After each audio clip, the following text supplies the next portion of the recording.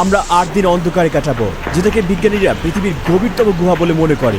এমনকি আমরা এই ভূগর্ভস্থ জগতে কোটি কোটি বছর ধরে ভূমি থেকে বিচ্ছিন্ন থাকা নতুন কোনো প্রাণীও আবিষ্কার করতে পারি। এই অভিযান চলাকালীন আমরা প্রায় 5 কিলোমিটার পথ পাড়ি দেব এবং আমাদের প্রত্যেকের ওজন গড়ে 10 কেজি করে কমতে পারে।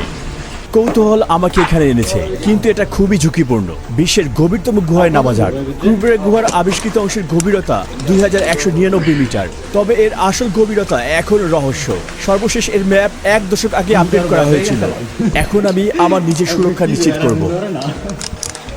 আমি এখানে এই জুমারটি বসাচ্ছি যাতে আরও সুরক্ষিত থাকতে পারি। এই নতুন স্টেশনের দড়িটি আমি আমার স্টপ ডিসেন্ডারের সাথে বেঁধে নিব, যাতে আমি আরও সহজে নিচে নামতে পারি। এখন আমি নামার জন্য প্রস্তুত। আমি সুরক্ষা পয়েন্টটি সরিয়ে ফেলব, জুমারটিও সরিয়ে ফেলব।